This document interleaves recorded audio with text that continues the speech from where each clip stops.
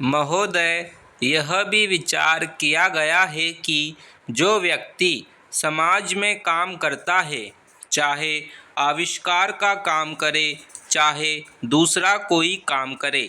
उसको उस काम में तब तक सफलता नहीं मिल सकती है जब तक कि समाज का सहयोग या समाज ने जो परिश्रम किया है या कुछ आविष्कार किया है उसका उपयोग उसको प्राप्त न हो, उसका उपयोग वह न कर सके। इसलिए जब भी कोई व्यक्ति किसी वस्तु का आविष्कार करता है तो आविष्कार करने में न केवल उसका अपना परिश्रम रहता है, लेकिन साथ ही साथ समाज ने जो काम किया होता है, चाहे विज्ञान के क्षेत्र में या प्रौद्योगिकी के क्षेत्र में या किसी अन्य क्षेत्र में, उस सबसे भी वह लाभान्वित होता है। इसलिए जब हम किसी आविष्कारक के किसी आविष्कार के अधिकार की रक्षा करना चाहते हैं तो उसके साथ साथ यह भी विचार हमारे दिमाग में आता है, जिस व्यक्ति ने समाज की सहायता से आविष्कार किया है उस समाज को भी उसका फल अधिक से अधिक मिलना चाहिए।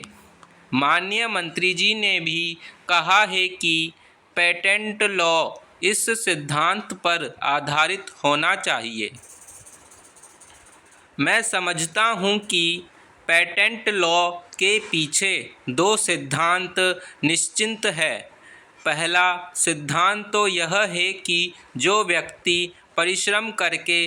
धन लगाकर, अपना दिमाग लगाकर के किसी वस्तु का आविष्कार करता है, उसके तथा अपने परिवार के लोगों के अधिकारों की जहाँ रक्षा होनी चाहिए, उसके साथ ही साथ जैसा मैंने अभी कहा है, कोई व्यक्ति समाज में व्यर्थ में काम नहीं करता है, वरन पिछले समाज के लोगों ने जो जो काम किए होते हैं, चाहे विज्ञान के क्षेत्र में या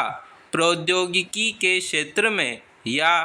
किसी अन्य क्षेत्र में, और जिनके आधार पर वह कोई आविष्कार करता है उसका प्रतिफल तो मिले, लेकिन जो परिणाम हो उसका प्रतिफल समाज को भी मिलना चाहिए।